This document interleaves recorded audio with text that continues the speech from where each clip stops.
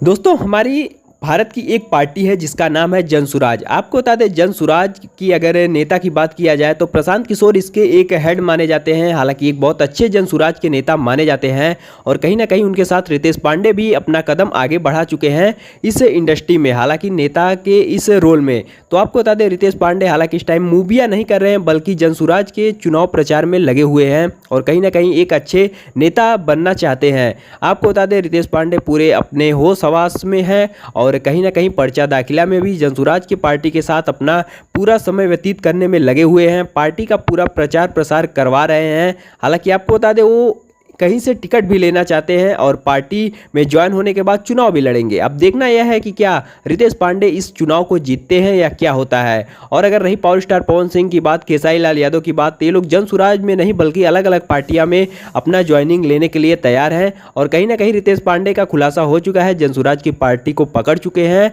और हो सकता है इसमें नेता भी बन जाए। तो आप लोग की क्या राय है, आप लोग नीचे कमेंट बॉक्स में जरूर बताइएगा। और ऐसी तमाम खबर सुनने के लिए चैनल पर पहली बार आए हो तो लाइक शेयर सब्सक्राइब करना बिल्कुल भी मत भूलिएगा, क्योंकि ऐसी तमाम खबरें सिर्फ आपको हमारे भोजपुरी एक्सप्रेस तक न्यूज़ से ही बताई और दिखाई जाती है। तो हमारी वीडियो कैसी लगी नीचे कमेंट बॉक्स में बताना बिल्कुल भी मत भूलिएगा।